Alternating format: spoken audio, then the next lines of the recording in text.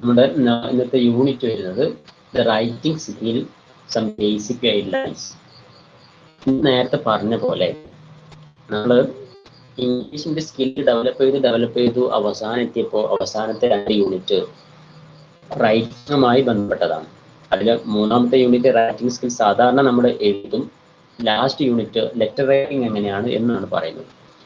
അപ്പോൾ ഈ writing skill എന്ന് പറഞ്ഞാൽ എന്താണ്, എന്ത് എഴുത്താണ് ഇവിടെ ഉദ്ദേശിക്കുന്നത്? നമ്മൾ ഒരു ഡിഗ്രി ഹോൾഡർ ആവാൻ പോവാണ്. ഡിഗ്രി ഹോൾഡർ ആയതിനു ശേഷമോ അതിന് മുന്നെയോ ചിലർക്ക് ഇപ്പൊ തന്നെ ചിലപ്പോൾ റൈറ്റിംഗ് സ്കിൽ ഉണ്ടാവും, റൈറ്റിംഗിന്റെ ഒരു എബിലിറ്റി ഉണ്ടാവും അല്ലെ? അതായത് ഒരു എഴുത്തുകാരാവാനുള്ള ഒരു കഴിവ് ഒരു പക്ഷേ നിങ്ങൾക്ക് ഉണ്ടാവും. നിങ്ങൾ ഒരു പക്ഷേ ഡിഗ്രി ബി ഇംഗ്ലീഷ് ലിറ്ററേച്ചർ എടുക്കുന്നതോടുകൂടി നല്ലൊരു എഴുത്തുകാരാവാം. അങ്ങനെ എഴുതുമ്പോൾ എങ്ങനെയൊക്കെയാണ് എഴുതേണ്ടത് എന്നുള്ള കാര്യങ്ങൾ, അല്ലാണ്ട് ഇപ്പം നമുക്ക് എഴുത്ത് പഠിക്കുക അക്ഷരം പഠിക്കുക എന്നുള്ള രീതിയിലുള്ള ഒരു പഠനമല്ല റൈറ്റിംഗ് സ്കിൽ നമ്മൾ പറയുന്നത്. അപ്പൊ അങ്ങനെ ഒരു എഴുതി തുടങ്ങുമ്പോൾ അതിന്റെ കുറച്ച് ഗൈഡ് ലൈൻസ് ആണ് ഇവിടെ ഡിസ്കസ് ചെയ്യുന്നത്. ഒബ്ജക്റ്റീവ്സ് നിങ്ങളൊന്ന് വായിച്ചു നോക്കുക. ഇൻട്രൊഡക്ഷൻ ഞാൻ വെറുതെ ചുമ്മാ വായിക്കും, കേൾക്കുക. If you are a student, ഒരു സ്റ്റുഡൻ്റ് ആണെങ്കിൽ one of the important task that you will have to perform writing. എഴുതുക എന്ന് പറഞ്ഞത് വളരെ പ്രധാനപ്പെട്ട ഒരു ജോലിയാണ്. You may have to write assignment. നിങ്ങൾക്കൊക്കെ ഇപ്പോൾ അറിയാം, നിങ്ങൾക്ക് അസൈൻമെന്റ് എഴുതാനുണ്ട്, നോൺ പേർപ്പസ് അതായത് പരീക്ഷ, അവസാനത്തെ പരീക്ഷ എഴുതാനുണ്ട്, മെയിൽ ചെയ്യാനുണ്ടാവും, formal letters and so on. ഇത്രയും കാര്യങ്ങളൊക്കെ നിങ്ങൾക്ക് എഴുതാനുണ്ടാവും. അപ്പോൾ ഇതൊക്കെ എഴുതുന്ന സമയത്ത് എന്തൊക്കെ ചെയ്യണം എന്നുള്ളതൊക്കെയാണ്. അപ്പം എഴുത്തിന് വലിയ പ്രാധാന്യം എന്നുള്ള കാര്യം അവിടെ നമുക്ക് ആ ഒരു പാരഗ്രാഫിൽ നിന്ന് അറിയാം. Writing is a complex process and competent writing is a difficult skill to be acquired. Writing എന്ന് പറഞ്ഞാൽ ഒരു വലിയ പ്രോസസ്, വലിയൊരു ടാസ്ക് ആണെന്ന് പറഞ്ഞു. ആ എഴുത്തിൽ വിജയിക്കുക എന്ന് പറയുന്നത്, ആ എഴുത്തിൽ വിജയിക്കുക എന്ന് പറഞ്ഞ ഒരു പ്രത്യേക കഴിവാണ്. അതായത് നിങ്ങൾ അസൈൻമെന്റ് എഴുതുന്നതാണ്. ഇപ്പോൾ നിങ്ങൾ അസൈൻമെന്റിൽ നിങ്ങൾക്ക് ഓരോരുത്തർക്കും വ്യത്യസ്ത മാർക്കാണ് കിട്ടുക. ആ മാർക്ക് എന്തിന്റെ അടിസ്ഥാനത്തിലാണ് കിട്ടുന്നത്? നിങ്ങളുടെ അസൈൻമെന്റ് ഏത് രീതിയിൽ നിങ്ങൾ എഴുതുന്നു, എങ്ങനെ അത് പ്രസന്റ് ചെയ്യുന്നു എന്നുള്ളതിന്റെ അടിസ്ഥാനത്തിലാണ്. നമ്മൾ കുറച്ചു മുന്നേ പ്രസന്റേഷൻ സ്കില്ലിൽ പഠിച്ചു. ഒരു കാര്യം പ്രസന്റ് ചെയ്യാൻ പോകുമ്പോൾ എന്തൊക്കെ വേണം? അത് ഇൻട്രൊഡക്ഷൻ വേണം, അതിന്റെ കുറച്ച് പോയിന്റ്സ് വേണം, എല്ലാം കഴിഞ്ഞിട്ട് അതിന് എന്ന് പറഞ്ഞ പോലെ ഈ പറഞ്ഞ കാര്യങ്ങളൊക്കെ നമ്മൾ ചെയ്യേണ്ടതുണ്ട്. അപ്പോൾ അത്തരം കാര്യങ്ങളാണ് നമുക്കിവിടെ മനസ്സിലാക്കുന്നത്. അപ്പോൾ നെക്സ്റ്റ് പേജിലേക്ക് വരുമ്പോൾ കുറച്ച് കാര്യങ്ങൾ നോട്ട് ചെയ്ത് വെക്കേണ്ടതുണ്ട്. കംപ്ലീറ്റ് വായിക്കൊന്നും വേണ്ട. Now let us see what a few experienced were have to say about good writing. നിങ്ങൾ ചുമ്മാ വായിച്ചാൽ മതി, പോയിന്റ് നോട്ട് ചെയ്യുന്നു വേണ്ട. Experienced writers spend a lot of their time planning before attempt the first draft. നമ്മൾ സാധാരണ എഴുത്തുകാർ നോക്കുമ്പോൾ അവർ പെട്ടെന്ന് എന്തെങ്കിലും അങ്ങോട്ട് എഴുതല്ല. ഇപ്പം നിങ്ങളാണെങ്കിലും നിങ്ങൾ പലയിടത്തും എഴുതുന്നുണ്ടാവും, സോഷ്യൽ മീഡിയയിൽ എഴുതുന്ന ആൾക്കാരുണ്ടാവും. അങ്ങനെ നിങ്ങളൊക്കെ ഉണ്ടെങ്കിൽ നിങ്ങൾ ഒറ്റയടിക്ക് എന്തെങ്കിലും അങ്ങോട്ട് എഴുതി വെക്കാൻ പാടില്ല, അല്ലെങ്കിൽ അങ്ങനെ ചെയ്യാറില്ല. അതിന് ധാരാളം പ്ലാൻ ചെയ്ത് ചിലപ്പോൾ ബുക്കിലൊക്കെ എഴുതി നോക്കിയിട്ടൊക്കെ ആയിരിക്കും സോഷ്യൽ മീഡിയയിലേക്ക് നമ്മളത് പകർത്തി എഴുതുക. നിങ്ങൾ ആരെങ്കിലും എഴുത്തുകാരുണ്ടോ എന്നുള്ളത് അറിയില്ല. അങ്ങനെ എഴുതുന്നത് നല്ല ചില കാര്യങ്ങളെ കുറിച്ചൊക്കെ നമ്മൾ എഴുതുന്നത് നല്ലതാണ്. ഏറ്റവും നല്ലൊരു മീഡിയ ആണ് നമ്മുടെ എന്താ പറയാ തൂലിക എന്ന് പറയുന്നത്. മറ്റുള്ളവരോട് കാര്യങ്ങൾ കൺവിൻസ് ചെയ്യിപ്പിക്കാനും നമ്മുടെ ആശയങ്ങൾ പ്രചരിപ്പിക്കാനൊക്കെ നമുക്ക് ഉപയോഗിക്കാൻ പറ്റുന്ന ഏറ്റവും നല്ലൊരു മീഡിയ ആണ് എഴുത്ത് എന്ന് പറയുന്നത്. അത് ചുമ്മാ എഴുതാൻ പാടില്ല. ചുമ്മാ എഴുതിയാൽ അത് അബദ്ധമായിരിക്കും. അപ്പോൾ വളരെ പ്ലാൻ ചെയ്തിട്ടാണ് ഒരു എഴുത്തുകാരൻ എഴുതുക. They spend a considerable amount of time thinking about their readers. നമ്മളൊരു കാര്യം എഴുതുന്ന സമയത്ത് അത് വായിക്കുന്ന ആൾക്കാർ ആരാണ്, അവരെ കുറിച്ച് ഒരുപാട് നേരം നമ്മൾ എന്ത് ചെയ്യും, ചിന്തിക്കും. They spend a considerable amount of they explore their subject topic as thoroughly as possible. അവിടെ നമ്മൾ ചെയ്യുന്നത് ഒരു പ്രത്യേക സമയത്തേക്ക് എന്ത് ചെയ്യും, കുറച്ചല്ല ധാരാളം സമയം ആ ഒരു വിഷയത്തെ കുറിച്ച് പഠിക്കാൻ വേണ്ടിയിട്ട് thoroughly എന്ന് പറയുന്നത് വളരെ thorough ആയിട്ട് പഠിക്കാൻ വേണ്ടി നമ്മൾ അത് സമയം വിനിയോഗിക്കും. They consider their first draft to be a rough one. നമ്മൾ ആദ്യം എഴുതുന്നത് ഒരു റഫ് വൺ ആയിട്ട് ആയിരിക്കും. അപ്പോൾ ആരെങ്കിലും നിങ്ങൾ ഇതിൻ്റെ ഈ ഒരു ഗ്രൂപ്പിൽ നിങ്ങൾ കഥ എഴുതാൻ ഇഷ്ടപ്പെടുന്ന ആരെങ്കിലും ഉണ്ടെങ്കിൽ, നിങ്ങളൊക്കെ എഴുതിയിട്ടുണ്ടെങ്കിൽ, നിങ്ങൾ ആദ്യം എഴുതുന്ന കഥ എഴുതി തുടങ്ങുന്നത് ഒരു ചുമ്മാ ഒരു പേപ്പറിൽ എഴുതിയിട്ട് അത് കീറി കളഞ്ഞിട്ടുണ്ടാവും. അത് 1, 2, 3, ചിലപ്പോൾ 10, 15 എണ്ണം എന്ത് ചെയ്തിട്ടുണ്ടാവും, കീറി കളഞ്ഞിട്ടുണ്ടാവും. അതാണ് അങ്ങനെ പറയുന്നത്, consider the first draft to be a rough one. They thoroughly serve their draft, sometimes completely thinking and restructuring their first draft. അപ്പോൾ ഒരു എഴുത്തുകാരൻ ഇത്രയും കാര്യങ്ങളൊക്കെ, ഇതൊന്നും നിങ്ങൾ നോട്ട് ചെയ്യേണ്ട പോയിന്റ് അല്ല കേട്ടോ, നമുക്ക് ഇമ്പോർട്ടൻ്റ് ആയിട്ടുള്ള പോയിന്റിൽ വരുമ്പോൾ ഞാൻ പറയാം. ഇത്രയും കാര്യങ്ങളൊക്കെ ഒരു എഴുത്തുകാരൻ ചെയ്യുന്ന കാര്യങ്ങളാണ്. നമ്മൾ എന്ത് എഴുതുകയാണെങ്കിലും ശരി, നമ്മൾ അസൈൻമെന്റ് എഴുതുന്നുണ്ടല്ലോ, ധാരാളം ചിന്തിച്ചിട്ട് ഓരോ ടോപ്പിക്ക് മനസ്സിലാക്കിയിട്ട് വേണം എഴുതാൻ. അസൈൻമെന്റിനെ സംബന്ധിച്ചിടത്തോളം നമുക്ക് അങ്ങനെ എഴുതി കീറിക്കളയാനൊന്നും പറ്റില്ല, പക്ഷെ ചെറിയ ചെറിയ മിസ്റ്റേക്ക് വരുമ്പോൾ നമ്മൾ അങ്ങനെ ചെയ്യാറുണ്ട്. അതിന്റെ നെക്സ്റ്റ് പാരഗ്രാഫിൽ പറയുന്നത്, of course not all writers follow the same methods, and a particular writer may use different methods at different times. ഇതിൽ എല്ലാവരും എന്തല്ല ഒരേ മെത്തേഡ് എല്ലാം യൂസ് ചെയ്യുന്നത്, പലരും പല മെത്തേഡ് ആയിരിക്കും യൂസ് ചെയ്യുക. എന്നാലും കുറച്ച് സ്റ്റെപ്സ് ഉണ്ട്. അതെന്തൊക്കെയാണ്? ഒന്ന് പ്ലാൻ ചെയ്യും. ദെൻ നമ്മൾ എഴുതി തുടങ്ങുന്ന സമയത്ത് കുറച്ച് കാര്യങ്ങൾ നമ്മൾ ചിന്തിക്കും. അതിലൊന്ന് പ്ലാൻ ചെയ്യലാണ്. 2 considering your reader. 3 thoroughly investigating your subject topic.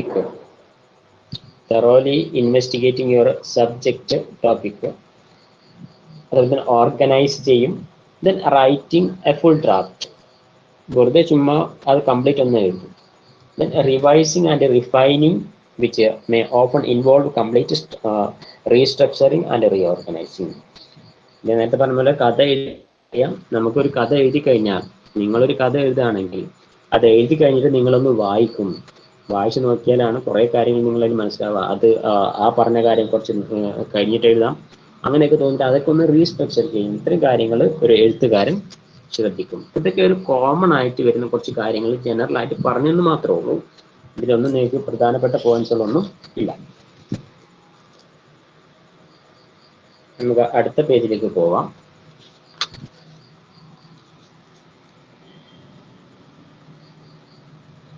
എങ്ങനെയാണ് ഒരു എഴുത്ത് നമ്മൾ സ്റ്റാർട്ട് ചെയ്യാം? ആദ്യം അതിന്റെ മെത്തേഡ് പഠിക്കണം. Methods of writing. ഇവിടെ ഞങ്ങൾക്ക് കുറച്ച് പ്രധാനപ്പെട്ട പോയിന്റ്സ് എല്ലാം പറയാനുള്ളത്. Methods of writing. അതെന്താണ് പറയുന്നത്? അതൊന്നും ജസ്റ്റ് ഇമ്പോർട്ടൻ്റ് മാർക്ക് ചെയ്ത് വെക്കുക കേട്ടോ. Methods of writing. Writing is commonly scene as 3 ways process. ഇതൊരു ഇൻട്രൊഡക്ഷൻ ആയിട്ട് നിങ്ങൾക്ക് കൊടുക്കാം. റൈറ്റിംഗ് എന്ന് പറയുന്നത് 3 way പ്രോസസ്സാണ്. അതിൽ 3 ഘടകങ്ങളുണ്ട്. ഒന്ന് pre writing, then writing, then rewriting. ഈ 3 കാര്യങ്ങളും ചിന്തിക്കുമ്പോൾ ഒന്ന് പ്രീ റൈറ്റിംഗ് ആണ്. അപ്പൊ പ്രീ റൈറ്റിംഗിൽ എന്താണ് ഉള്ളത്? പ്രീ റൈറ്റിംഗിൽ ഒന്നുമില്ല. ആ എഴുത്തിനെ കുറിച്ച് എന്താണ് പോകുന്നത് എന്ന് കുറേ നേരം നമ്മൾ ചിന്തിക്കും. അപ്പൊ നിങ്ങൾ ഇതിലൊക്കെ ഒരു കൂടുതൽ നിങ്ങളൊരു സ്റ്റോറി എഴുതുന്നതിനെ കുറിച്ചൊക്കെ ചിന്തിച്ചു നോക്കൂ. നിങ്ങൾ ധാരാളം അത് പിന്നീട് എഴുതുന്നു. എന്നിട്ട് ആ വീണ്ടും ഓരോ കഥ പിറവിയെടുക്കുന്നത് ഇങ്ങനെയാണ്. അതായത് pre writing, writing and rewriting എന്നതിനെ പറയാം. എലമെന്റ്സ് നമുക്ക് ഇതിന് താഴെ, ആ എലമെന്റ്സ് പോയിന്റ്സ് ആയിട്ട് നമുക്ക് പഠിക്കാം. അപ്പം റൈറ്റിംഗിന്റെ മെത്തേഡ് ആ ഒരു ഇത് കൊടുക്കുക, ഇൻട്രൊഡക്ഷൻ കൊടുക്കുക. എന്നിട്ട് നിങ്ങൾക്ക് കൊടുക്കേണ്ട ഒരു ഹെഡിങ് ആണ് the elements of, key elements of writing എന്ന് ഹെഡിങ് കൊടുക്കുക. കീ എലമെന്റ്സ്, നിങ്ങൾ ഈ ഒരു ടോപ്പിക്കിന്റെ മുന്നേ ഐഡന്റിഫൈങ് യുവർ സബ്ജക്റ്റ് എന്നതിന്റെ മുന്നേ കീ എലമെന്റ്സ് അതിന്റെ നേരെ കൊടുത്താൽ മതി. Key elements of writing. എന്തൊക്കെ കാര്യങ്ങളാണ് നമ്മൾ എഴുതി തുടങ്ങുമ്പോൾ? അതിന്റെ മുകളിൽ കുറച്ച് പോയിന്റ്സ് ഒക്കെ ഉണ്ട്, തൽക്കാലം അത് വിട്ട് കളയാം. നമുക്ക് ഈ പോയിന്റ്സ് മാത്രം നോക്കിയിട്ട് പോവാം. Key elements of writing. Doubt ഉണ്ടെങ്കിൽ ചോദിക്കാം കേട്ടോ. അതിൽ ഒന്നാമത്തെ എലമെന്റ് നമ്മൾ എഴുതി തുടങ്ങുമ്പോൾ ശ്രദ്ധിക്കേണ്ട കാര്യം ഐഡന്റിഫൈങ് യുവർ സബ്ജക്റ്റ് എന്നതാണ്. ഐഡന്റിഫൈങ് യുവർ സബ്ജക്റ്റ് എന്താണ്? Many of the topic you write about as a student will probably assigned to you by your teacher. Of course, some of you want to write the purpose for seminar It is an important to know you are writing about a particular subject and who are writing for. Does the situation demand is something that your teacher has asked to write something you have a deep desire writer? നിങ്ങൾ student എന്ന നിലക്കുള്ള കാര്യമാണ് പറഞ്ഞത്. നിങ്ങൾ എന്താണോ എഴുതുന്നത് ആ സംഗതിനെ കുറിച്ച് വ്യക്തമായിട്ട് മനസ്സിലാക്കിയിട്ട് വേണം എഴുതാൻ.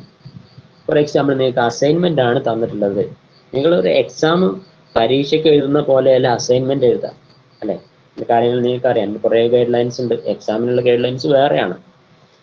അപ്പം നിങ്ങളോട് എന്താണോ എഴുതാൻ പറഞ്ഞിട്ടുള്ളത് അതിനെക്കുറിച്ചൊന്ന് പഠിക്കുക. നേരെ മറിച്ച് ഒരു കഥാകാരനാണെങ്കിലോ അല്ലെങ്കിൽ ഒരു ലേഖനം എഴുതാണെങ്കിലോ ആ ലേഖനം എന്തിനെ കുറിച്ചാണ് പറയാൻ പോകുന്നത്? ചിലപ്പോൾ ചില ലേഖനങ്ങളൊക്കെ ഒരു രാജ്യത്ത് തന്നെ ആകെ വിവാദം ഉണ്ടാക്കും, അല്ലെങ്കിൽ ഈ ലോകത്ത് തന്നെ അത് വലിയ വിവാദം ഉണ്ടാക്കും, പ്രശ്നങ്ങൾ ഉണ്ടാക്കും, അക്രമങ്ങൾ ഉണ്ടാക്കും. അപ്പൊ നമ്മൾ എഴുതുന്ന സമയത്ത്, എന്തെങ്കിലും എഴുതുന്ന സമയത്ത് വളരെ ശ്രദ്ധിച്ചിട്ട് വേണം എഴുതണമെന്നുണ്ടെങ്കിൽ. അപ്പോൾ ഇവിടെ നമുക്ക് ചെറിയൊരു കാര്യം പറഞ്ഞിട്ടുള്ളൂ. നിങ്ങൾക്ക് തന്നിട്ടുള്ള നിങ്ങളുടെ അസൈൻമെന്റോ അല്ലെങ്കിൽ നിങ്ങളുടെ ടീച്ചർ നിങ്ങൾക്ക് എഴുതാൻ തരുന്ന കാര്യം അത് എന്താണ് എന്ന് മനസ്സിലാക്കുക, അതിനെക്കുറിച്ച് ചിന്തിച്ചിട്ട് അതിൽ നിന്ന് എഴുതി തുടങ്ങുക എന്നുള്ളതാണ് ഇതിൽ ആദ്യത്തെ എലമെന്റ് ആയിട്ട് പറഞ്ഞിട്ടുള്ളത്. അപ്പം first element identifying your subject. നിങ്ങൾക്ക് തന്നിട്ടുള്ള സബ്ജക്റ്റ് എന്താണോ, ഇപ്പൊ ചിലപ്പോൾ ഒരു സെമിനാർ അവതരിപ്പിക്കാൻ വേണ്ടിയിട്ടാണ് എങ്കിൽ ഈ എഴുത്തും കാര്യങ്ങളും പ്രസന്റേഷനൊക്കെ നമ്മൾ ഉദ്ദേശിക്കുന്നത് വലിയ വലിയ ക്ലാസ്സിലേക്കും ഒക്കെ നമ്മൾ യൂസ് ചെയ്യാവുന്നതാണ്, അവിടേക്കുള്ളതാണ്. നിങ്ങളൊരു MBA ചെയ്യുകയാണെന്ന് വിചാരിക്കുക, അല്ലെങ്കിൽ നിങ്ങൾ ഏതെങ്കിലും ഒരു PG ചെയ്യുകയാണെന്ന് വിചാരിക്കുക, അതുപോലെ പ്രൊജക്റ്റോ റിസർച്ചോ ഒക്കെ ചെയ്യുന്ന സമയത്ത് നിങ്ങൾക്ക് പ്രസന്റേഷനും ഇതേപോലുള്ള എഴുത്തും കാര്യങ്ങളൊക്കെ ഉണ്ടാവും. ആ സമയത്ത് നിങ്ങൾ ഈ റൂൾസ് ഒക്കെ പരിഗണിച്ചിട്ട് വേണം എഴുതാൻ. അപ്പോൾ ഐഡന്റിഫൈങ് യുവർ സബ്ജക്റ്റ്, നിങ്ങളുടെ സബ്ജക്റ്റ് എഴുതാൻ പോകുന്ന വിഷയം എന്താണോ അതിനെക്കുറിച്ച്. ഇപ്പോൾ കഥ എഴുതൽ മാത്രമല്ല, ലേഖനങ്ങളുണ്ട്, വലിയ വലിയ ലേഖനങ്ങൾ, വലിയ വലിയ ബുക്സുകളൊക്കെ ഉണ്ട് ചില ഇഷ്യൂസിനെ സംബന്ധിച്ച്. അപ്പോൾ അത് നിങ്ങൾ ആദ്യം മനസ്സിലാക്കുക. എന്നിട്ട് രണ്ടാമത്തെ എലമെന്റിൽ വരുമ്പോൾ ഗ്യാതറിങ്. ഇവിടെ കുറച്ച് പോയിന്റ്സ് ഒക്കെ ഉണ്ട്, അത് നിങ്ങൾ വായിച്ചു നോക്കുക കേട്ടോ. Will your reader understand what you are writing about? ഈ പോയിന്റ്സും കൂടെ നിങ്ങളൊന്ന് നോട്ട് ചെയ്യുക, അതിൻ്റെ കൂടെ പറയാം. നിങ്ങൾ എഴുതാൻ പോകുന്ന വിഷയത്തെക്കുറിച്ച് അത് വായിക്കുന്ന ആൾക്ക് എന്തെങ്കിലും ധാരണയുണ്ടോ? ഇപ്പൊ നമ്മൾ എഴുതും, ഒരു അസൈൻമെന്റ് എഴുതുമ്പോൾ ടീച്ചർക്ക് അത് അറിയാം. നിങ്ങളൊരു ലേഖനം എഴുതാന്ന് വിചാരിക്കുക, ചില ലേഖനങ്ങൾ വായിച്ചു കഴിഞ്ഞാൽ അത് സാധാരണക്കാർക്ക് വായിച്ചാൽ മനസ്സിലാവാത്ത രൂപത്തിലായിരിക്കും, അപ്പൊ അത് ബുദ്ധിമുട്ടാവും. അപ്പോൾ will your reader understand what you are writing about? Then can you gather the information that is most relevant to your readers and your goal? Otherwise you are likely to collect any all of information that is available. നിങ്ങൾ കൊടുക്കുന്ന വിവരത്തെക്കുറിച്ച് അദ്ദേഹത്തിന് ധാരണ ഉണ്ടായിരിക്കണം. അതല്ലെങ്കിൽ അവർക്ക് അറിയാവുന്ന ഒരു രീതിയിലുള്ള എന്താ പറയുക റൈറ്റിങ്സ് ആയിരിക്കണം നിങ്ങൾ ഉപയോഗിക്കേണ്ടത്. അപ്പോൾ ആദ്യത്തെ പോയിന്റ്സ് നിങ്ങൾ നോട്ട് ചെയ്യുക. Identify your subject. സബ്ജക്റ്റ് എന്താണോ നിങ്ങൾ എഴുതാൻ പോകുന്നത് അതിനെക്കുറിച്ച് ആദ്യം മനസ്സിലാക്കുക. ഇനി രണ്ടാമത്തെ എലമെന്റ് ഇമ്പോർട്ടന്റ് പോയിന്റ് ആണ്, നോക്കുക. The key elements of writing എന്ന ഹെഡിങ്ങിൽ വരുന്ന രണ്ടാമത്തെ പോയിന്റ് ഗ്യാതറിങ് ഇൻഫർമേഷൻ. കേൾക്കുമ്പോൾ തന്നെ നമുക്ക് മനസ്സിലാവും, നമ്മൾ ഒരു വിഷയം തിരഞ്ഞെടുത്തു കഴിഞ്ഞാൽ ഇതിനെക്കുറിച്ച് ധാരാളം പഠിക്കണം. ധാരാളം, ഇപ്പോൾ ഒരു റൈറ്റിംഗ് ഉണ്ടാകുന്ന സമയത്ത് നിങ്ങളൊരു റിസർച്ച് ചെയ്യാന്ന് വിചാരിക്കുക, എന്തെങ്കിലും ഒരു വിഷയത്തെ സംബന്ധിച്ച് പഠിച്ച് റിപ്പോർട്ട് സമർപ്പിക്കാൻ വേണ്ടിയിട്ട് പഠിക്കുമ്പോൾ നിങ്ങൾ ഒന്നോ രണ്ടോ ബുക്കല്ല വായിക്കുക, ധാരാളം ബുക്കുകളും മറ്റൊക്കെ സെർച്ച് ചെയ്ത് ലൈബ്രറി ചുറ്റി കറങ്ങിയിട്ടൊക്കെയാണ് കുറേ കാര്യങ്ങൾ ഗ്യാദർ ചെയ്യുക. അങ്ങനെ നിങ്ങൾ വിവരങ്ങൾ ശേഖരിക്കേണ്ടി വരും. As a student you may have to make presentation. You must make sure before you write it you have all your matter in one place.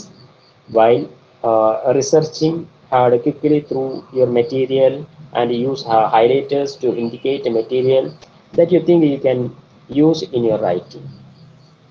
അപ്പോൾ ഈ വിവരങ്ങൾ ശേഖരിക്കൽ എങ്ങനെയാണ്? നിങ്ങളെ സംബന്ധിച്ചിടത്തോളം നിങ്ങൾ +2 കഴിഞ്ഞു, അത് കഴിഞ്ഞിപ്പോൾ ഡിഗ്രിക്ക് നിങ്ങൾ ജോയിൻ ചെയ്തോളൂ, നിങ്ങൾക്ക് വലിയ എഴുത്തും കാര്യങ്ങളൊന്നും ഉണ്ടാവില്ല. ഒരു PG സ്റ്റുഡൻ്റ് ആണെന്ന് വിചാരിക്കുക, അപ്പോൾ നിങ്ങളൊരു MA സൈക്കോളജി എടുക്കാമെന്ന് വിചാരിക്കുക. അല്ലെങ്കിൽ പ്രാക്ടിക്കലും നിങ്ങൾക്ക് റിപ്പോർട്ട് സമർപ്പിക്കാനും കുറേ രോഗികളെ കുറിച്ച് അവരെ കണ്ട് സംസാരിക്കാനും അവർ പറഞ്ഞ കാര്യങ്ങളും ഇതൊക്കെ നിങ്ങൾ എഴുതി വെക്കേണ്ടി വരും. അങ്ങനെ പ്രാക്ടിക്കലായിട്ട് ചെയ്യേണ്ട കുറച്ച് കോഴ്സുകളുണ്ട്. MBA പോലെയുള്ള കോഴ്സുകൾ, അല്ലെങ്കിൽ BBA, ജസ്റ്റ് BBA എടുക്കുകയാണെങ്കിൽ പോലും നിങ്ങൾക്ക് അസൈൻമെന്റിന് പുറമെ പ്രൊജക്റ്റ് വർക്കുകളുണ്ട്, പുറത്ത് പോയിട്ട് ചെയ്യുന്ന വർക്കുകളുണ്ട്. അവിടെയൊക്കെ നിങ്ങൾ എഴുതുന്ന സമയത്ത് എങ്ങനെയാണ് വിവരങ്ങൾ ഗ്യാദർ ചെയ്യുക? ധാരാളം ബുക്കുകളും ധാരാളം ഉറവിടങ്ങൾ നിങ്ങൾ ഉപയോഗിക്കുക. ഇനി ബുക്കുകളാണ് വായിക്കുന്നതെങ്കിൽ അവിടെ നിങ്ങൾക്ക് ഹൈലൈറ്റേഴ്സ് ഉപയോഗിക്കുക. ചില സെന്റൻസുകൾ നിങ്ങൾക്ക് എന്ത് ചെയ്യാം, എടുത്ത് കാണിക്കാൻ വേണ്ടിയിട്ട് നിങ്ങൾ അത് പ്രത്യേകം മാർക്ക് ചെയ്ത് വെക്കുക. ഇങ്ങനെയൊക്കെ നിങ്ങൾക്ക് എന്ത് ചെയ്യാം, കുറേ വിവരങ്ങൾ കളക്ട് ചെയ്യാൻ പറ്റും. Then you could also make notes as you go along. നിങ്ങൾ ഇങ്ങനെ ഒരു എഴുത്തുകാരനാണ് എങ്കിൽ നിങ്ങളുടെ കയ്യിൽ എപ്പോഴും എന്ത് വേണം, ഒരു നോട്ട് വേണം, ഒരു ചെറിയ ബുക്ക് ഉണ്ടാവണം. ഇപ്പോൾ നിങ്ങൾക്കറിയാലോ, ഈ കഥാകാരൊക്കെ നടക്കുന്ന സമയത്ത്, ജസ്റ്റ് അവർ യാത്ര ചെയ്യുന്ന സമയത്ത്, ഒരു ട്രെയിനിൽ യാത്ര ചെയ്യുകയാണെങ്കിലും അവരെ കയ്യിൽ, അവർ ബാഗിൽ എന്തുണ്ടാവും, ഒരു ഡയറിയോ ബുക്കോ ഉണ്ടാവും. അവർ എപ്പോഴാണ് എന്താണോ എഴുതാൻ തോന്നുന്നത് അവിടെ വെച്ച് അവർ എഴുതും, അവരത് എഴുതിക്കൊണ്ടിരിക്കും. അപ്പോൾ എന്ന് പറഞ്ഞ പോലെ നിങ്ങളൊരു പഠിതാവാണ്, അല്ലെങ്കിൽ ഒരു എന്തെങ്കിലും എഴുതാൻ ആഗ്രഹിക്കുന്ന, പഠനവുമായി ബന്ധപ്പെട്ടോ അല്ലാതെയോ നിങ്ങൾ എഴുതാൻ ആഗ്രഹിക്കുന്ന ഒരാളാണ് എങ്കിൽ നിങ്ങൾ എന്ത് ചെയ്യണം, ഗ്യാദറിങ് ഇൻഫർമേഷൻ ചെയ്യണം. അതിന് നിങ്ങൾ ഈ പറഞ്ഞ കാര്യങ്ങളൊക്കെ യൂസ് ചെയ്യണം. ഒരു നോട്ട് കയ്യിൽ കരുതണം, കുറേ വായിക്കണം, വായിക്കുന്ന ബുക്കിലെ പ്രധാനപ്പെട്ട കാര്യങ്ങളൊക്കെ ഹൈലൈറ്റ് ചെയ്യണം. ഇങ്ങനെയൊക്കെ നിങ്ങൾക്ക് വിവരങ്ങൾ ശേഖരിക്കാം. പിന്നെ അതിൽ ബ്രെയിൻ സ്റ്റോമിങ്ങിന്റെ കാര്യം പറയുന്നിടത്ത് നിങ്ങൾ വായിച്ചു നോക്കുക. അപ്പോൾ ഒന്നാമത്തെ കാര്യം പറഞ്ഞത് ഐഡന്റിഫൈങ് യുവർ സബ്ജക്റ്റ്. രണ്ടാമത്തെ പോയിന്റ് പറഞ്ഞത് ഗ്യാദറിങ് ഇൻഫർമേഷൻ. നമുക്ക് എൻ്റെ മൂന്നാമത്തെ പോയിന്റിലേക്ക് പോവാം, പർപ്പസ്. ഇതൊക്കെ നിങ്ങളൊന്ന് അണ്ടർലൈൻ ചെയ്ത് വെച്ചിട്ട് പോയിന്റ്സ് നോക്കിച്ചോളൂ കേട്ടോ. മൂന്നാമത്തെ പോയിന്റ് വരുന്നത് purpose. You must be very clear about that your text is going to be used for example, are you expected to write a report, a memo, or a letter advertising a training session or a new book?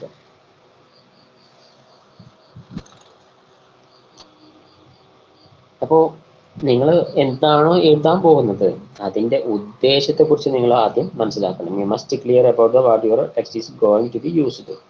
എന്തിനാണ് ഈ ഒരു data നിങ്ങളുടെ എഴുത്ത് ഉപയോഗിക്കുക? ഒരു കഥാകാരനെ സംബന്ധിച്ചിടത്തോളം അദ്ദേഹത്തിന് വലിയ റിസ്ക് ഒന്നുമില്ല. അദ്ദേഹത്തിൻ്റെ മനസ്സിൽ വരുന്ന ആശയം കഥയായിട്ട് എഴുതാം, അത് ആളുകൾ വായിച്ച് മനസ്സിലാക്കുകയും ചെയ്യും.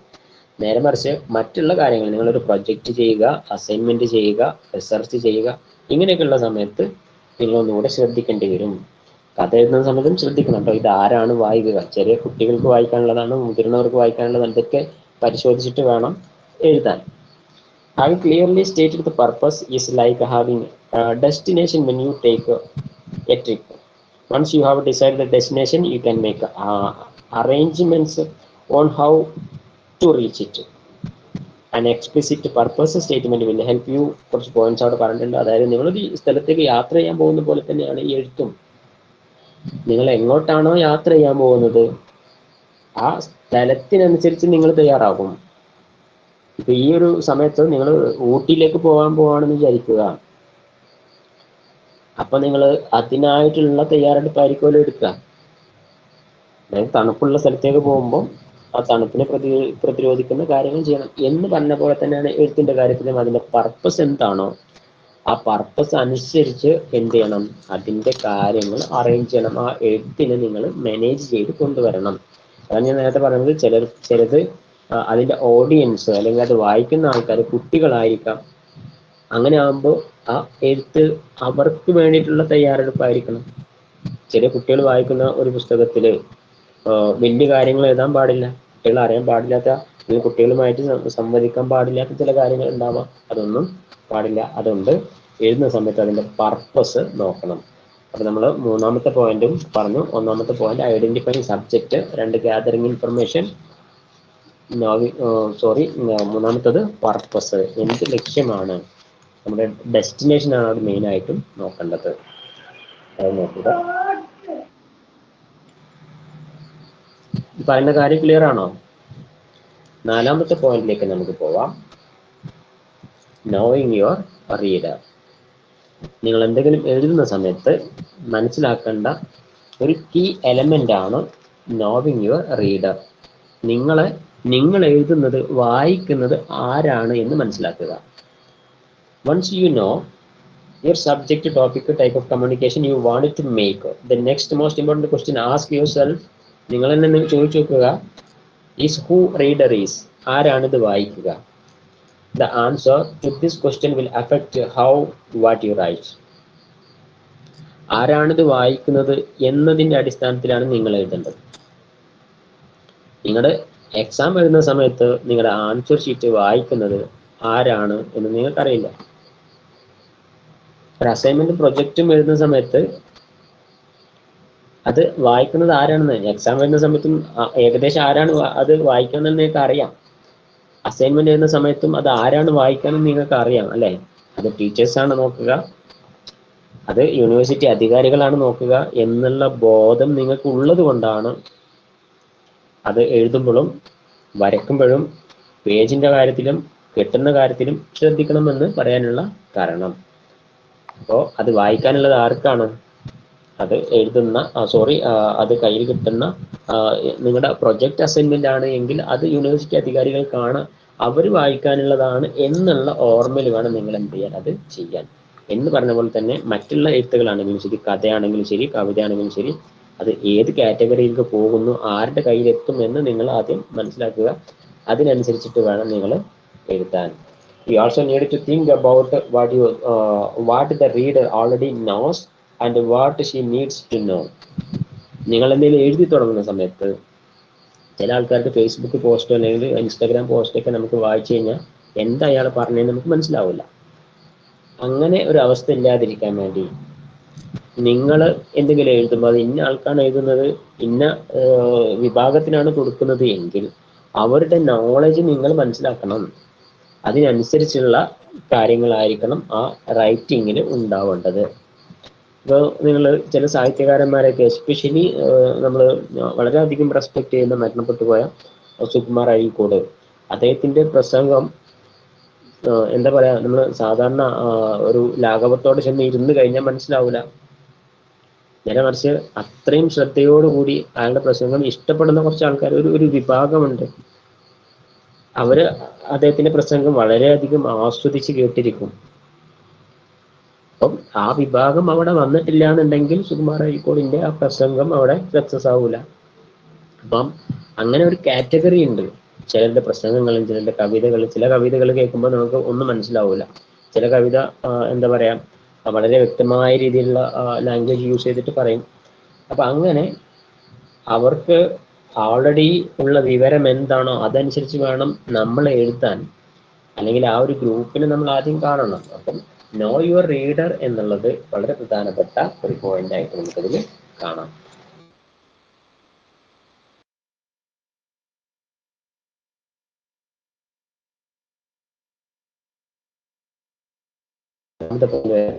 നോ യുവർ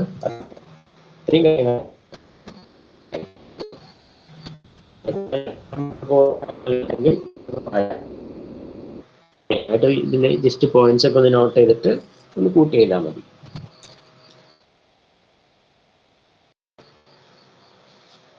നമുക്ക്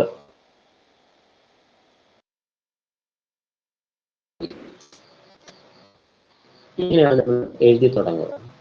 ഇപ്പൊ ഞാൻ പറഞ്ഞു, നമ്മളെ റീഡിങ്ങും പ്രസന്റേഷനൊക്കെ പഠിച്ചു കഴിഞ്ഞ് സംസാരിക്കാനൊക്കെ പഠിച്ചു കഴിഞ്ഞ് എഴുതാൻ പോവാണ്. ഇത് ചിലപ്പോൾ വലിയ വലിയ കാര്യങ്ങളാണ് എങ്കിൽ, ഇപ്പോൾ ഇതിന് ഏറ്റവും ചെറിയ എക്സാമ്പിൾ ആണ് നിങ്ങൾക്ക് കയ്യിൽ കിട്ടിയിട്ടുള്ള അസൈൻമെന്റ്.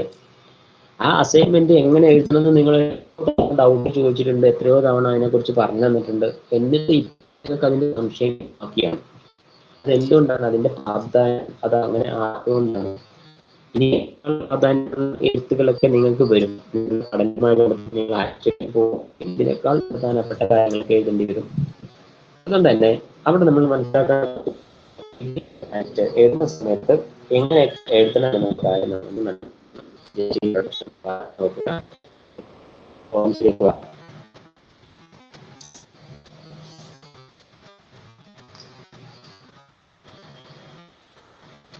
ആദ്യത്തെ കാര്യം പറയുന്നത് റൈറ്റിംഗ് ദി സ്റ്റേറ്റ്മെന്റ്. നിങ്ങൾ എങ്ങനെയുള്ള വേർഡ്സ് ഒക്കെ കേട്ടിട്ടുണ്ടോ? തീസിസ് എഴുതുക, അങ്ങനെയൊക്കെ. ഞാൻ പറയണത് നിങ്ങൾക്ക് കേൾക്കുന്നുണ്ടോ? മനസ്സിലാവുന്നുണ്ടോ?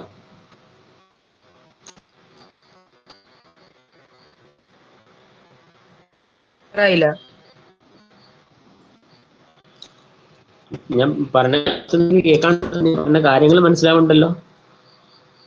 മനസ്സിലാവുണ്ട്. ഇടക്കിടക്ക് ഇങ്ങനെ ക്ലിയർ ഇല്ലാത്തൊരു പോകുന്നുണ്ടല്ലേ? ഉം. Okay okay, check. തിസീസ് എന്നുള്ള ഒരു വേർഡ് നിങ്ങൾ എപ്പോഴെങ്കിലും കേട്ടിട്ടുണ്ടോ? എഴുത്തുമായിട്ട് തിസീസ്.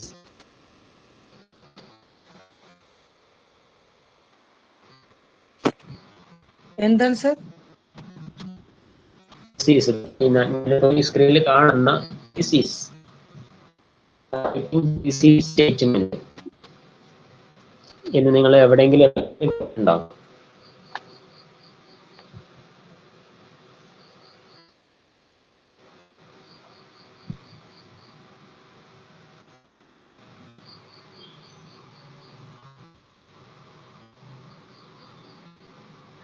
എനിക്ക് കേൾക്കാത്തതുകൊണ്ടാണോ?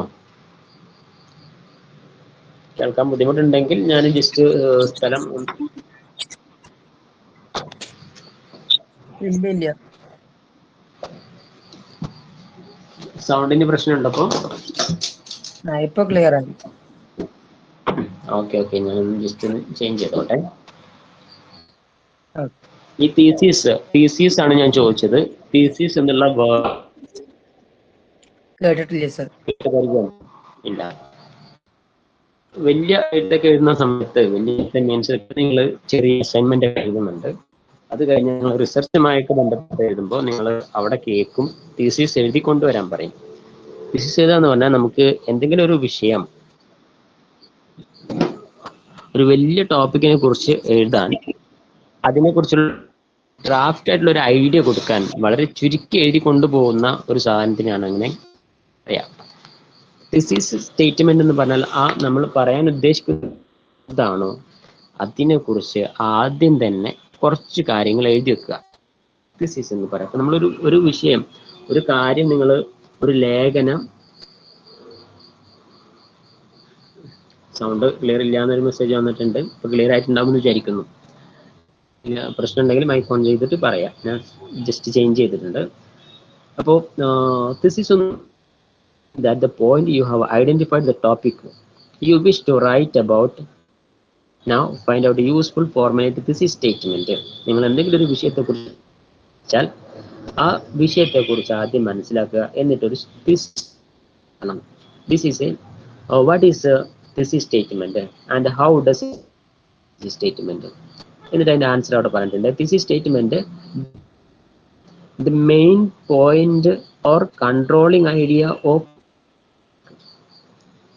നിങ്ങൾ പറയാൻ ഉദ്ദേശിക്കുന്ന വിഷയം എന്താണോ അതിന്റെ മെയിൻ പോയിന്റ്സ്. നിങ്ങളൊരു റൈറ്റിംഗ് വായിക്കുന്ന സമയത്ത് ഒന്നുകിൽ അതിന്റെ ഹെഡിങ് നോക്കുമ്പോൾ, അല്ലെങ്കിൽ അതിന്റെ 2-3 ലൈനിൽ തന്നെ ആ വിഷയം എന്താണ് എന്ന് അവിടെ പറഞ്ഞിട്ടുണ്ടാവും. നിങ്ങൾ ശ്രദ്ധിച്ചിട്ടുണ്ടാവും, ചില യൂട്യൂബർമാരൊക്കെ എന്തെങ്കിലും ഒരു കാര്യം പറയുമ്പോൾ ഒന്നും പറയില്ല. അല്ലെങ്കിൽ തുടക്കത്തിൽ തെറ്റായിട്ടുള്ള ഒരു വിവരം പറഞ്ഞിട്ടാണ് അവർ തുടങ്ങുക. വേണ്ടാത്ത കാര്യങ്ങൾ ഇങ്ങനെ പറഞ്ഞുകൊണ്ടിരിക്കും. എന്നിട്ട് ലാസ്റ്റ് ആയിരിക്കും. ആ രീതി അല്ല, തുടക്കത്തിൽ തന്നെ എന്താണ് സംഗതി എന്നതിനെ കുറിച്ചുള്ള ഐഡിയ നൽകുന്നതിനാണ് തിസിസ് സ്റ്റേറ്റ്മെന്റ് എന്ന് പറയുന്നത്. മനസ്സിലായോ? അതിന്റെ മീനിങ് അവിടെ കൊടുക്കുന്നത് thesis statement declare the main point or idea your writing task. അപ്പൊ നിങ്ങളൊരു എഴുതി തുടങ്ങുന്ന സമയത്ത്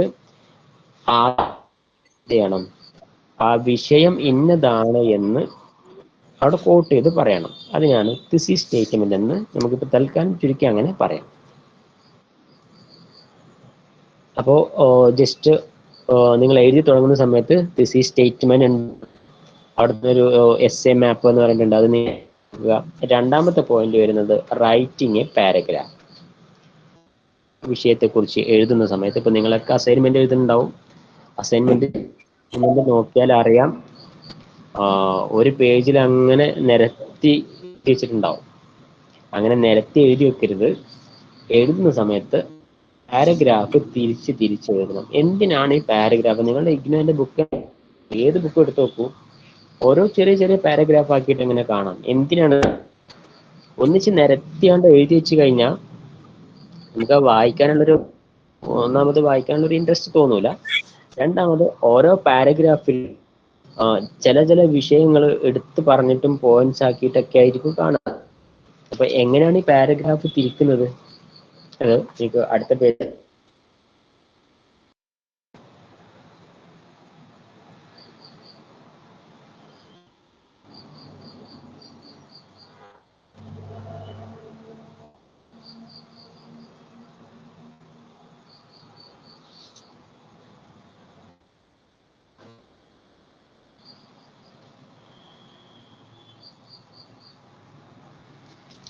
വെയിറ്റ് ചെയ്തോ. What is a paragraph? എന്താണ് paragraph? A paragraph is a piece of writing which is unified by a central controlling idea or theme. ഒരു പാരഗ്രാഫിൽ ആ ഒരു വിഷയം പറഞ്ഞു തുടങ്ങിയാൽ അതിനെക്കുറിച്ചുള്ള ഒരു ചെറിയ ഐഡിയ ആ ഫസ്റ്റത്തെ പാരഗ്രാഫിൽ ഉണ്ടാകും. The idea or theme is called a topic or paragraph. It is sometimes expressed at some place in the paragraph by one sentence, which is usually called a topic sentence. അപ്പോൾ ഒരു പാരഗ്രാഫിൽ ചിലപ്പോൾ ആ വിഷയത്തെക്കുറിച്ച് പറയുന്ന മൊത്തം ഒരു സെന്റൻസ് തന്നെ ആയിരിക്കും ഒരു പാരഗ്രാഫ്. അപ്പൊ പാരഗ്രാഫ് എന്ന് പറയുന്നത് ഓരോ വിഷയത്തിന്റെയും വിവിധ ഘട്ടങ്ങൾ അല്ലെങ്കിൽ വിവിധ വിഷയങ്ങളെ അല്ലെങ്കിൽ വിവിധ ആസ്പെക്റ്റുകളെ വേർതിരിച്ച് പറയലാണ്. അപ്പൊ ഒന്നിച്ച് എഴുതി പോവാണ്ട് എഴുതുന്ന സമയത്ത് നമ്മൾ എഴുതി തുടങ്ങുന്ന സമയത്ത് എന്തും കൂടെ വേണം, പാരഗ്രാഫായിട്ട് എഴുതും കൂടി വേണം. അപ്പൊ എഴുതുന്ന സമയത്ത് ശ്രദ്ധിക്കേണ്ടത് തിസിസ് സ്റ്റേറ്റ്മെന്റ് ഉണ്ടാവണം, പാരഗ്രാഫ് ഉണ്ടാവണം. അപ്പൊ അത് നിങ്ങളൊന്ന് വായിക്കുക. പിന്നെ കുറച്ച് കൂടുതൽ കാര്യങ്ങൾ അതിൽ വായിക്കാനുണ്ടാവും, അത് നിങ്ങൾ സ്വയം ഒന്ന് വായിക്കുക കേട്ടോ. പിന്നെ തേർഡ് പോയിന്റ് വരുന്നത് ഇൻട്രൊഡക്ഷൻ ആൻഡ് കൺക്ലൂഷൻ. നിങ്ങൾ എന്ത് എഴുതുന്ന സമയത്തും നമ്മൾ പ്രസന്റേഷൻ പ്രത്യേകം പറഞ്ഞിട്ടുണ്ടായിരുന്നു, ഇൻട്രൊഡക്ഷൻ കൺക്ലൂഷനും വേണം എന്ന് പറഞ്ഞ പോലെ എഴുതുന്ന സമയത്തും എന്ത് തന്നെ വേണം. ഇപ്പൊ നിങ്ങളൊരു എസ് എഴുതുകയാണെങ്കിൽ, ഞാൻ നേരത്തെ പറഞ്ഞിട്ടുണ്ട്, എസ് എഴുതുന്ന സമയത്ത് നിങ്ങൾ വെറുതെ എസ് ചോദിക്കുക, ഇപ്പം കമ്മ്യൂണിക്കേഷൻ പ്രത്യേകതകളോ അല്ലെങ്കിൽ ബാരിയേഴ്സ് എന്താണെന്ന് ചോദിച്ചാൽ നിങ്ങൾ ഹെഡിങ് എഴുതും, ബാരിയേഴ്സ് കമ്മ്യൂണിക്കേഷൻ 1, 2, 3 പറഞ്ഞിട്ട് എഴുതി പോകും. അങ്ങനെ എഴുതിയാൽ നല്ലൊരു എസ് അല്ല. എസ് എഴുതുന്ന സമയത്ത് അതിനൊരു ഇൻട്രൊഡക്ഷൻ വേണം, കമ്മ്യൂണിക്കേഷൻ എന്താണ് എന്നൊരു പാരഗ്രാഫ് വേണം. അത് കഴിഞ്ഞിട്ട് നിങ്ങൾക്ക് എന്ത് ചെയ്യുന്നു, അതിന്റെ തടസ്സങ്ങളും കാര്യങ്ങളും എഴുതാൻ പാടുള്ളൂ. അത് കഴിഞ്ഞിട്ട് പെട്ടെന്ന് ക്ലോസ് ചെയ്ത് പോകല്ല, അതിനൊരു കൺക്ലൂഷൻ, ഒരു പാരഗ്രാഫ് കൊണ്ട് താഴെ നിങ്ങൾ കൊടുക്കേണ്ടി വരും. ഇങ്ങനെയൊക്കെ കൊടുക്കുമ്പോൾ ആണ് എന്താവുക, ഒരു കൺക്ലൂഷൻ അല്ലെങ്കിൽ ഒരു കൺക്ലൂഷൻ ഉണ്ടാവുക. ഇതെന്തായാലും നിങ്ങൾ എഴുതി തുടങ്ങുന്ന സമയത്ത് ഒരു ഇൻട്രൊഡക്ഷനും വേണം, കൺക്ലൂഷനും വേണം. നിങ്ങൾ അസൈൻമെന്റ് ആയാലും വേറെ എന്തായാലും എന്ത് വേണം, ഒരു ഇൻട്രൊഡക്ഷനും കൺക്ലൂഷനും വേണം. അപ്പം അത് നിങ്ങൾക്ക് അവിടെ വായിക്കാം. The first few statements of your writing particularly important because they help to catch the readers. ആദ്യം കാണുന്ന ഒരു മിനിറ്റ്,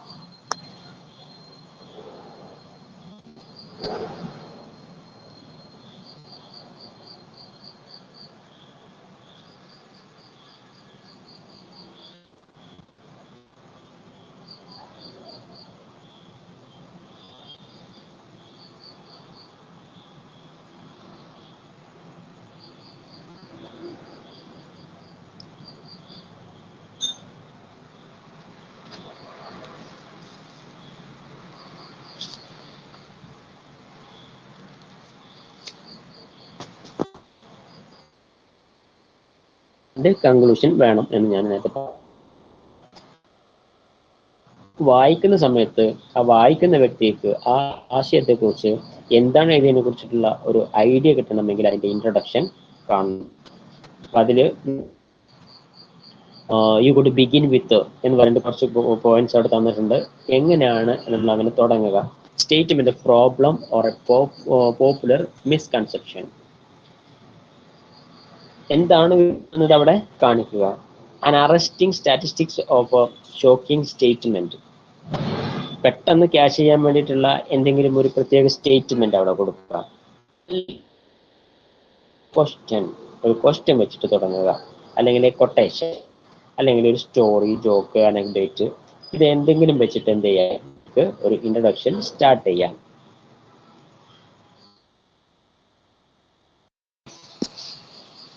പിന്നെ വരുന്നത് എ ഗുഡ് പീസ് കാര്യം വേണമെങ്കിൽ ഇൻട്രൊഡക്ഷനും വേണം, അതുപോലെ തന്നെ ഒരു കൺക്ലൂഷനും വേണം. A good piece of writing, നല്ലൊരു കൺക്ലൂഷനും അവിടെ വേണം, അതൊന്ന് അണ്ടർലൈൻ ചെയ്യുക. ആ നിങ്ങൾ എന്താണ് ചെയ്യുക? എ റീസ്റ്റേറ്റ്മെന്റ് ഓഫ് സ്റ്റേറ്റ്മെന്റ്, ആദ്യം പറഞ്ഞ കാര്യം ഉണ്ടാവും, അതാണ് നമ്മൾ തിസീസ് എന്ന് പറയുന്നത്. ആ കാര്യത്തിനെ ഒന്നുകൂടെ എടുത്ത് പറയാം. അതായത് നേരത്തെ പറഞ്ഞ കാര്യങ്ങൾ അതിനെ ഒന്ന് കൺഫേം ചെയ്തിട്ട് പറയലാണ് അതിന്റെ കൺക്ലൂഷൻ എന്ന് പറയുന്നത്. നിങ്ങൾ ബുക്കൊക്കെ നോക്കിയാൽ മനസ്സിലാവും, തുടക്കത്തിൽ പറഞ്ഞ കാര്യങ്ങളായിരിക്കും വീണ്ടും എടുത്തിട്ട് അതിനെ ഒന്ന് കൺക്ലൂഡ് ചെയ്യുന്നത്. നമ്മൾ ക്ലാസ് എടുക്കുമ്പോൾ അങ്ങനെയാണ്, എല്ലാം പറഞ്ഞു കഴിഞ്ഞിട്ട് ലാസ്റ്റ് ഒന്ന് കൺക്ലൂഡ് ചെയ്യും. നേരത്തെ പറഞ്ഞ എല്ലാ പോയിന്റ്സും ഒക്കെ എടുത്തിട്ട് ഒന്നുകൂടെ കൺക്ലൂഡ് ചെയ്യും എന്ന് പറഞ്ഞതുപോലെ. അപ്പോൾ നമ്മൾ എഴുതി തുടങ്ങുമ്പോൾ ശ്രദ്ധിക്കേണ്ട 3 പോയിന്റുകളാണ് പറഞ്ഞത്. Writing theses statement, writing paragraph എഴുതുന്ന കാര്യം ശ്രദ്ധിക്കുക, അതോടൊപ്പം തന്നെ ഇൻട്രൊഡക്ഷൻ ആൻഡ് കൺക്ലൂഷൻ. അടുത്ത പോയിന്റിലേക്ക് നമുക്ക് വരാം. അടുത്ത പോയിന്റ് ഓർഗനൈസിങ് യുവർ റൈറ്റിംഗ് ആണ്. നമ്മൾ എഴുതുന്ന സമയത്ത് ചെയ്യേണ്ട കുറച്ച് കാര്യങ്ങളാണ് ഓർഗനൈസിങ്. ഇനി നേരെ പോയിന്റിലേക്ക് പോവാം. ഓർഗനൈസിങ്ങിൽ നിങ്ങൾ മനസ്സിലാക്കേണ്ട ഒരു സംഗതി ഫോംസ് ഓഫ് ഡിസ്കോഴ്സ് ആണ്. Forms of discourse.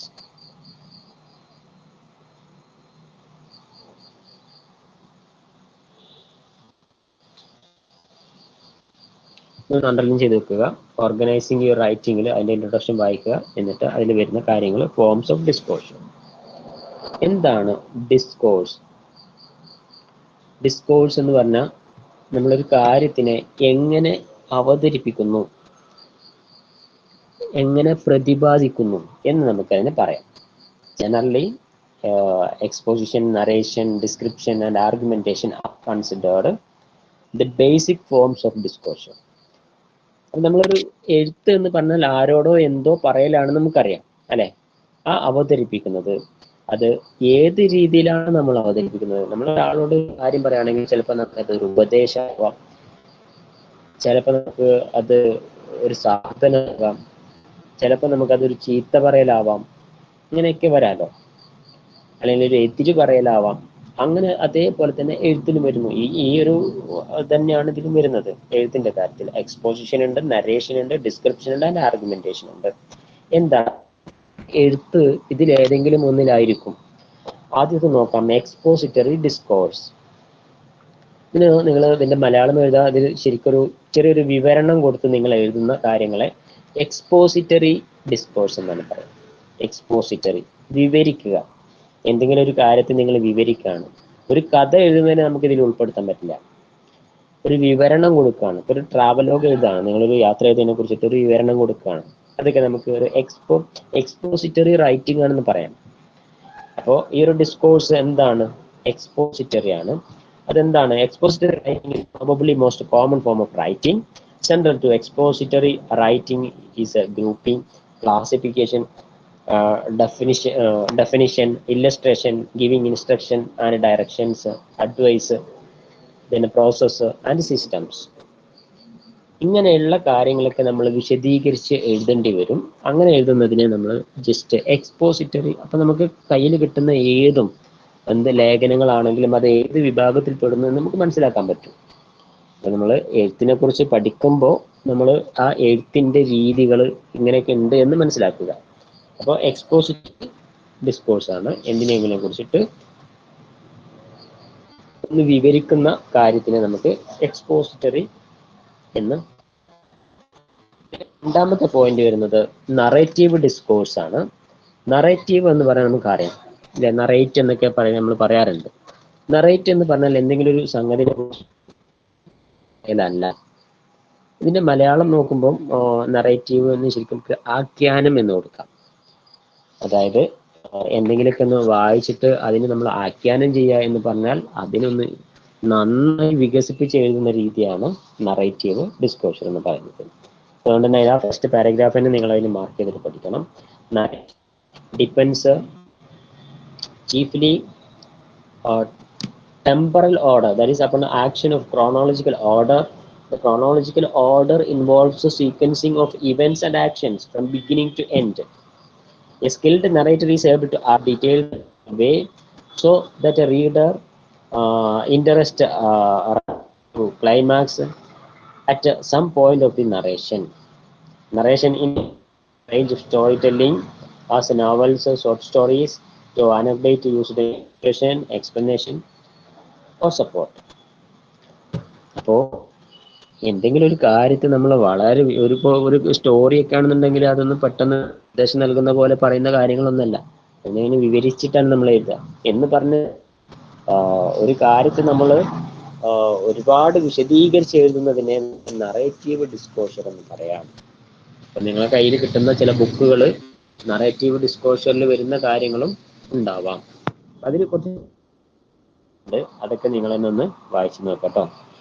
എന്തിനാ ഡൗട്ട് വരുമ്പോൾ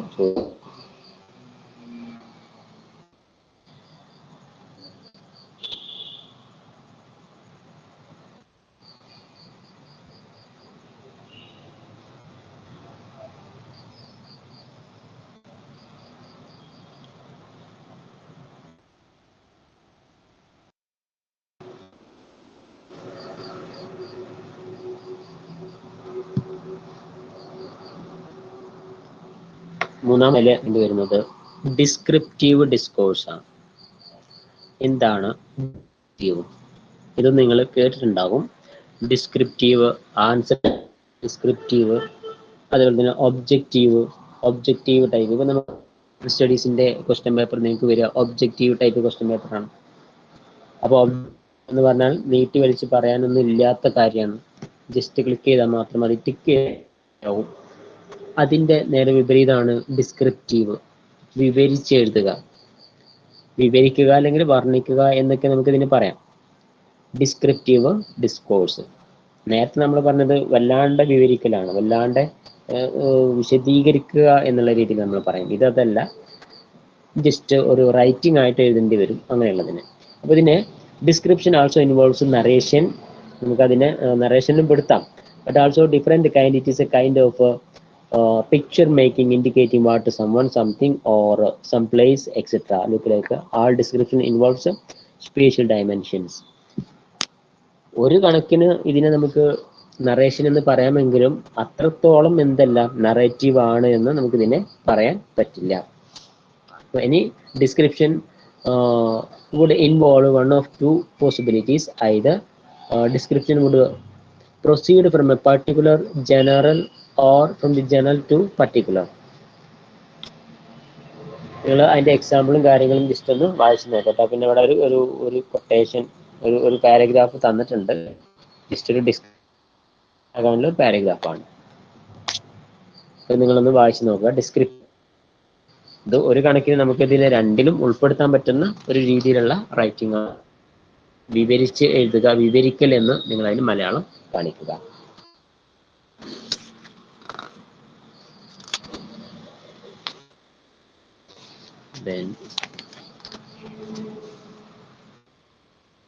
അതിലൊരു പോയിന്റ് കൂടെ അതിന് പറയാനുണ്ട്.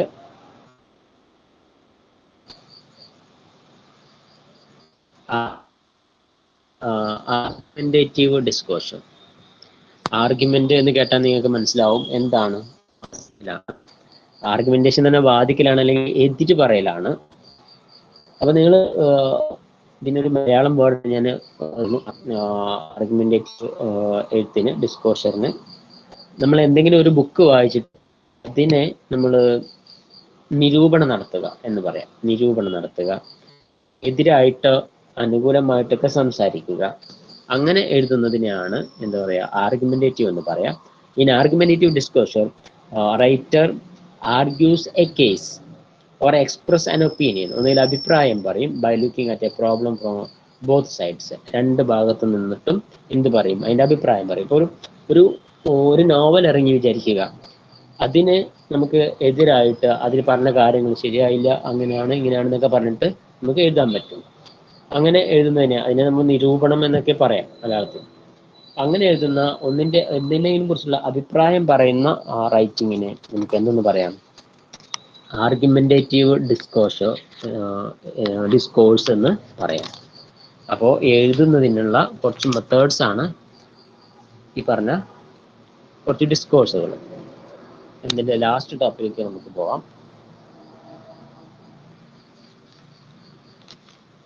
റൈറ്റിംഗ് പ്രോസസ്സാണ് ലാസ്റ്റ് ടോപ്പിക് വരുന്നത്.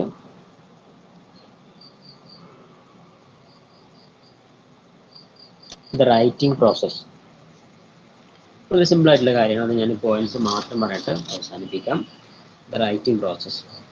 ഫസ്റ്റ് ആണ് വരുന്നത് റൈറ്റിംഗ് പ്രോസസ് എന്ന് പറഞ്ഞാൽ എങ്ങനെയാണ് നമ്മളൊരു എഴുത്ത് എഴുതുക. ഇതിന്റെ സ്റ്റേജസ് ഒക്കെ നമ്മൾ നേരത്തെ പറഞ്ഞിരുന്നു. നേരത്തെ ഫസ്റ്റ് ഒരു ഡ്രാഫ്റ്റ് എഴുതുക, എന്നിട്ട് അത് കീറി കളയുക എന്നൊക്കെ നമ്മൾ പറഞ്ഞത്. അതുപോലെ തന്നെയാണ് റൈറ്റിംഗ് ദി ഫസ്റ്റ് ഡ്രാഫ്റ്റ്. ആദ്യം എന്ത് ചെയ്യും നമ്മൾ, ഇത് ഇമ്പോർട്ടൻ്റ് ആണ്, ജസ്റ്റ് നോട്ട് ചെയ്ത് വെക്കുക. Writing the first draft. നിങ്ങൾ എന്തെങ്കിലും എഴുതാൻ ഉദ്ദേശിച്ചാൽ ആദ്യം അതിന്റെ ഒരു ഡ്രാഫ്റ്റ് നിങ്ങൾ ഉണ്ടാക്കുന്നത്. സാധാരണ കോപ്പി നിങ്ങൾ ഒറിജിനൽ അല്ലാത്ത, സീരിയസ് അല്ലാത്തൊരു കോപ്പി ഉണ്ടാക്കുക. അതിനാണ് ഡ്രാഫ്റ്റിംഗ് എന്ന് പറയാം. അത് കഴിഞ്ഞിട്ട് റിവൈസിങ് ദി ഫസ്റ്റ് ഡ്രാഫ്റ്റ്. നേരത്തെ പറഞ്ഞ പോലെ നിങ്ങൾ എഴുതിയ കാര്യം പെട്ടെന്ന് തന്നെ ഫേസ്ബുക്കിലോ സോഷ്യൽ മീഡിയയിലോ നിങ്ങൾ എന്ത് ചെയ്യില്ല, പോസ്റ്റ് ചെയ്യില്ല. അതിനൊന്നുകൂടെ വായിച്ചു നോക്കും, അതിലെന്തെങ്കിലും പ്രശ്നങ്ങളുണ്ടോ എന്ന്, അല്ലേ? അങ്ങനെയാണ് ശരിക്കും ഇടേണ്ടത്. ശരിക്കും പറഞ്ഞാൽ സോഷ്യൽ മീഡിയയിലും ഒക്കെ ഇടുന്നത് പെട്ടെന്ന് അങ്ങോട്ട് എഴുതി വിടുകയാണ്. ആരും അത് എന്താണ് പറയുന്നത് എന്നൊന്നും ചിന്തിക്കുന്നില്ല. അപ്പോൾ നല്ലൊരു എഴുത്തുകാരൻ ചെയ്യേണ്ടത് അതിനൊന്ന് റിവൈസ് ചെയ്യണം. നമ്മൾ ഡ്രാഫ്റ്റ് ആക്കി എഴുതിണ്ടാക്കിയ കാര്യങ്ങളെ ഒന്ന് റിവൈസ് ചെയ്യണം, ഒന്നുകൂടെ നോക്കണം. Revising begins the careful review and your first draft to find out you have actually done what you set out to do. നിങ്ങൾ ചെയ്യാൻ പോകുന്നത് എന്താണ്, എഴുതാൻ പോകുന്നത് എന്താണെന്നതിനെ കുറിച്ചൊരു ധാരണ നിങ്ങൾക്ക് ഉണ്ടാവണം. അത് നിങ്ങൾ ജസ്റ്റ് ഒന്നുകൂടി റിവൈസ് ചെയ്യണം എന്നതാണ് റിവൈസിങ് ദി ഫസ്റ്റ് ഡ്രാഫ്റ്റിൽ ചെയ്യുന്നത്. മൂന്നാമത്തെ പോയിന്റ് വരുന്നത് റിഫൈനിങ് ആണ്. എന്താണ് റിഫൈനിങ്? എഴുതുന്നത് റിഫൈനിങ് എന്ന് ശുദ്ധീകരിക്കുക എന്നാണ് ശരിക്കും മീനിങ്. നിങ്ങൾ ഒരു കഥ എഴുതുന്നുണ്ടെങ്കിൽ ആദ്യം നിങ്ങൾ കുറേ കാര്യങ്ങൾ എഴുതും, എന്നിട്ട് പിന്നീട് ചില വേർഡുകൾ, ചില വാക്ക്, ചില സെന്റൻസ് ഒന്നും അതിൽ വേണ്ട എന്ന് തോന്നും. നിങ്ങൾ അസൈൻമെന്റും പ്രൊജക്ട് എഴുതുമ്പോഴും ചിലപ്പോൾ അങ്ങനെ ഉണ്ടാവാം. ഇതൊന്നും അതിന് ചേർക്കണ്ട എന്നൊക്കെ തോന്നും. അപ്പോൾ നമുക്ക് എന്ത് ചെയ്യാം, അത് ഒഴിവാക്കാം. അങ്ങനെ അതൊന്ന് റിഫൈൻ ചെയ്യാം, ഒന്ന് ശുദ്ധീകരിച്ചെടുക്കാം. അങ്ങനെ ചെയ്യുന്നതിനെ റിഫൈനിങ് എന്ന് പറയുന്നു. ദെൻ ഫോർത്ത് എഡിറ്റിംഗ് ആണ്. തിരുത്തലുകൾ നമ്മൾ അതിൽ ആഡ് ചെയ്യുക.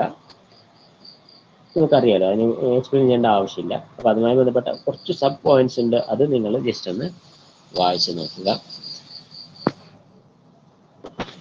ഉള്ളിൽ വരുന്ന പോയിന്റ്സ് ഒക്കെ നിങ്ങളൊന്ന് വായിച്ചു നോക്കണം കേട്ടോ. അടുത്ത പേജിൽ പോകുമ്പോൾ നമുക്ക് അടുത്ത ലാസ്റ്റ് പോയിന്റ് വരുന്നത് പ്രൂഫ് റീഡിംഗ് ആണ്. അപ്പോൾ നമ്മളൊരു എഴുതുന്ന സമയത്ത് നമ്മൾ എവിടെ നിന്നാണ് തുടങ്ങിയത്? ആദ്യം ഒരു ഡ്രാഫ്റ്റ് എഴുതുക, പിന്നീട് ആ ഡ്രാഫ്റ്റിനെ റിവൈസ് ചെയ്യുക, പിന്നെ അതിനെ റിഫൈൻ ചെയ്യുക, പിന്നെ അതിനെ എഡിറ്റ് ചെയ്യുക. എഡിറ്റ് ചെയ്തിട്ട് നമ്മൾ ആ ഒരു എഴുത്ത് പൂർണ്ണമായും എഴുതി ഉണ്ടാക്കും. ഇപ്പൊ ശരിക്കും പൂർണ്ണമായൊരു കഥയായിട്ടുണ്ടാകും. ആ കഥ പിന്നീട് ലാസ്റ്റ് ഒരു വായന കൂടി ഉണ്ട്. അതിൻ്റെ പേരാണ് പ്രൂഫ് റീഡിംഗ് എന്ന് പറയുന്നത്. Proof reading is more than rereading. It is careful word by word. ഓരോ വാക്കുകളും വായിച്ചു നോക്കണം. Word or line by line, and review the first draft to make sure that everything should be. We give you some tips and techniques. അതിന് കുറച്ച് tips ഒക്കെ തന്നെ നിങ്ങൾ വായിച്ചു നോക്കുക. എന്തായാലും പ്രൂഫ് റീഡിംഗ് എന്ന് പറയുന്നത് അവസാനമായിട്ട് നിങ്ങൾ പബ്ലിഷ് ചെയ്യുന്ന സമയത്ത് എന്ത് ചെയ്യാനാണ്, അതിനി ലാസ്റ്റായിട്ട് എന്തെങ്കിലും മിസ്റ്റേക്ക് അതിലുണ്ടോ എന്ന് അറിയാൻ വേണ്ടിയിട്ട് യൂസ് ചെയ്യുന്ന ഒരു രീതിയാണ് ഈ പറയുന്ന പ്രൂഫ് റീഡിംഗ് എന്നതുകൊണ്ട് ഉദ്ദേശിക്കുന്നത്. ഇത്രയും കാര്യങ്ങളാണ് ഈ റൈറ്റിങ്ങിൻ്റെ കാര്യത്തിൽ നമുക്ക് മനസ്സിലാക്കാനുള്ളത്. ഇത്രയും പറഞ്ഞ കാര്യങ്ങൾ മനസ്സിലായോ? എക്സാമിന് ചോദിക്കുന്നതാണ്. അപ്പം നിങ്ങൾ കാര്യമായിട്ട് തന്നെ ഇത് പഠിച്ചു വെക്കുക. പറഞ്ഞ കാര്യങ്ങൾ മനസ്സിലായോ? ഓക്കെ ആയോ? അത് ഉറങ്ങിയോ എല്ലാവരും? ഇല്ല. അപ്പോൾ ജസ്റ്റ് പോയിന്റ്സുകളൊക്കെ ഒന്ന് നോട്ട് ചെയ്ത് വെക്കുക. ഞാൻ മാർക്ക് ചെയ്യാൻ പറഞ്ഞ പോയിന്റ്സുകളൊന്ന് നോക്കുക. ഓക്കെ. വേണമെന്നുണ്ടെങ്കിൽ പോയിന്റ്സിന് വേണ്ടിയിട്ട് ജസ്റ്റ് ഒരു ഇമേജ് ഞാൻ നിങ്ങൾക്ക് ഗ്രൂപ്പിൽ അയച്ചു തരുന്നുണ്ട്. നിങ്ങളിപ്പോൾ തൽക്കാലം എക്സിറ്റ് ചെയ്തോളൂ. Okay, thank you sir. Okay, thank you sir. Okay.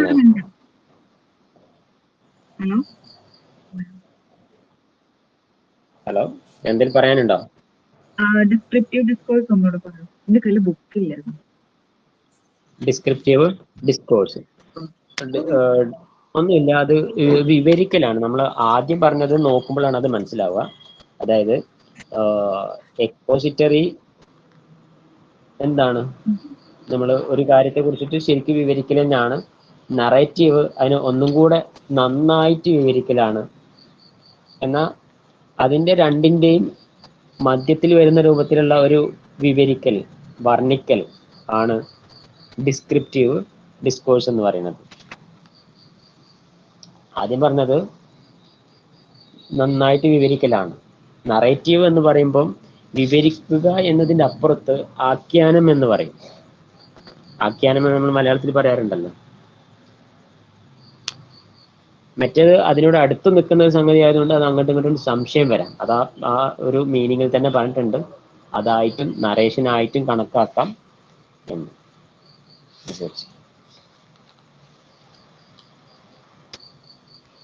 Argumentative പറയുമ്പോൾ എന്താണ്? നിരൂപണമാണ്. ബുക്ക് ഇത്രയായിട്ടും വന്നില്ലേ?